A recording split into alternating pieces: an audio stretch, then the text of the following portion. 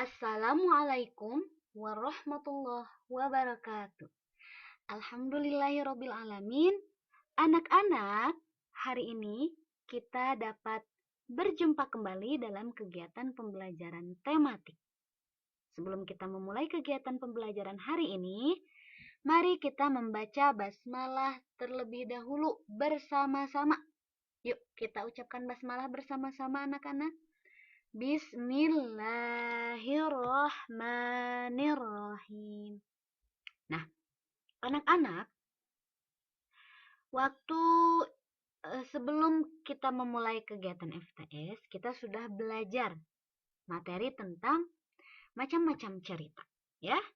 Nah, cerita itu ada yang termasuk ke dalam cerita fiksi dan ada yang termasuk ke dalam cerita non-fiksi.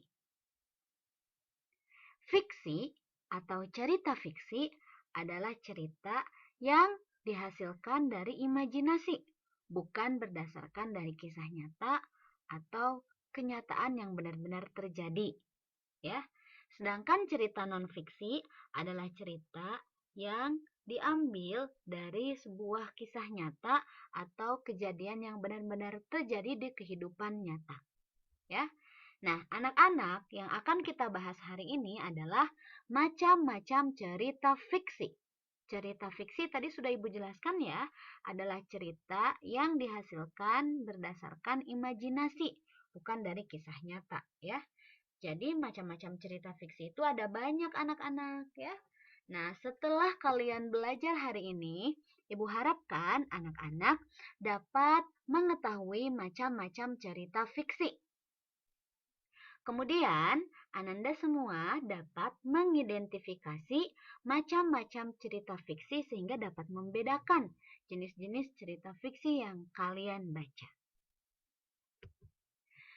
Anak-anak, sebelum Ibu jelaskan, coba bacalah cerita dengan judul Keledai, Anjing, Gunung, dan Macan Tutul yang terdapat pada buku tematik tema 8 atau 4H halaman 15 sampai dengan 16.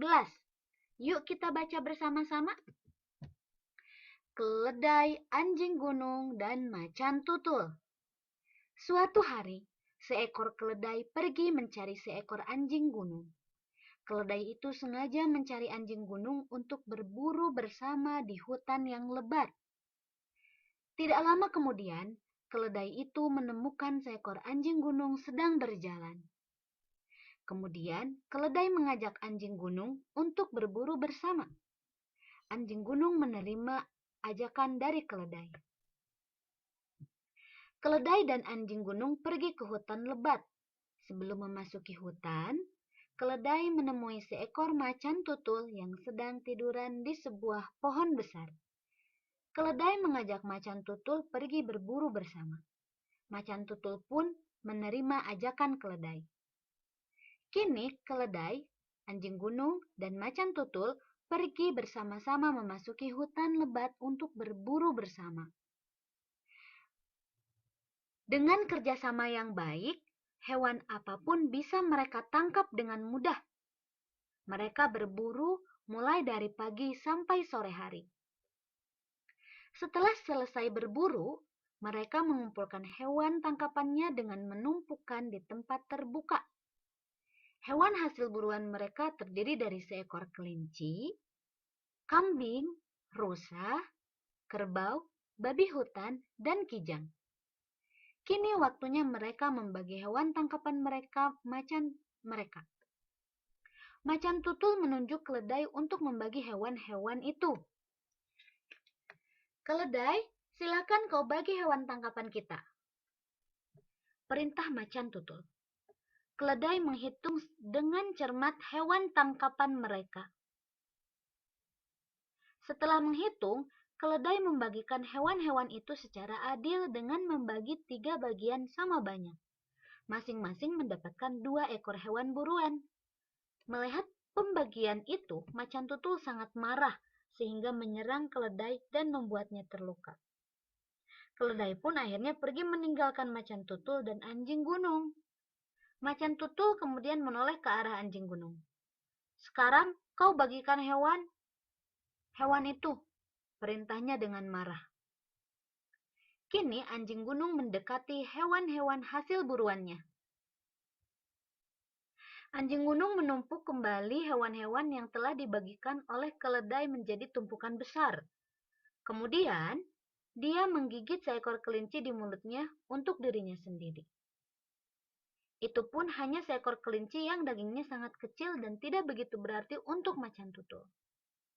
Macan tutul yang tadinya marah kini mulai reda amarahnya.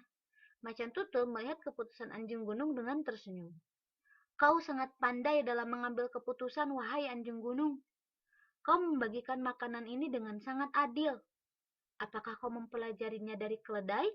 Tanya macan tutul. Ya, aku belajar dari keledai, jawab anjing gunung sambil pergi dari hadapan macan tutul. Aku juga tidak mau mengulangi nasib yang sama seperti keledai, celetuk anjing gunung. Dalam hati anjing gunung sangat kecewa dengan keserakahan macan tutul. Anjing gunung berjanji tidak akan bekerja sama dengan membantu macan tutul di kemudian hari. Nah, anak-anak, dari kisah cerita keledai, anjing gunung, dan macan tutul yang telah kita baca, cerita tadi merupakan salah satu contoh cerita fiksi yang termasuk fabel. Ya, apa yang dimaksud dengan fabel? Apa saja macam-macam cerita fiksi selain fabel? Yuk kita simak penjelasannya. Macam-macam cerita non-fiksi. Pertama, ada novel, ya. Coba di sini siapa yang suka baca novel? Nah, anak-anak, novel adalah cerita panjang tentang kehidupan seseorang dengan orang yang ada di sekelilingnya. Biasanya, novel dicetak dalam bentuk buku yang memiliki halaman yang cukup banyak. Contoh novel adalah Laskar Pelangi karya Andrea Hirata.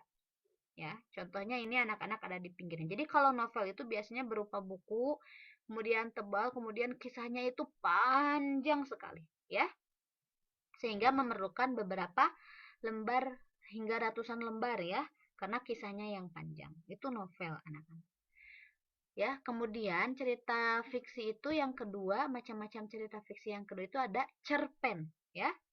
Cerpen adalah cerita pendek. Cerpen adalah karangan bebas yang biasanya memiliki isi yang padat, jelas, dan jala cerita langsung tertuju pada maksudnya. Jadi ceritanya itu tidak panjang, melainkan pendek, makanya disingkat menjadi cerpen, cerita pendek. Contohnya adalah Robohnya Surau Kami, kumpulan cerpen oleh A.A. Nafis ya. Jadi contohnya di sini. Ini memang dalam bentuk buku, tapi dalam buku ini tidak satu cerita saja anak-anak, tapi kumpulan-kumpulan cerita ya, kumpulan-kumpulan cerpen di dalam buku ini. Jadi kalau cerpen itu biasanya ceritanya itu singkat, padat, sehingga biasanya cukup hanya 1 sampai dengan 3 lembar untuk cerpen. Nah, yang ketiga, macam-macam cerita fiksi adalah dongeng atau cerita. Dongeng atau cerita merupakan percakapan yang dituturkan atau diceritakan kembali dari mulut ke mulut, ya. Karena itu dongeng atau cerita. Ceritanya buatan semata-mata, hayalan, lucu dan ajaib. Tujuan utamanya hanya sebagai penghibur sedih dan pelipur lara. Isinya banyak mengandung nasihat serta gambaran kehidupan seseorang. Isi dongeng bermacam-macam, ya. Jadi tadi cerita fiksi itu ada 3. Contohnya itu ada novel, ada cerpen, dan ada dongeng atau cerita. Nah, sekarang yang ketiga ini, dongeng atau cerita, juga terbagi dalam beberapa macam bagian anak-anak ya. Nah, yang pertama ada fabel. Fabel ya. Dongeng yang menceritakan tentang binatang yang bertingkah laku seperti manusia adalah contoh cerita fabel, termasuk fabel. Jadi fabel itu adalah dongeng yang menceritakan tentang binatang yang bertingkah laku seperti manusia.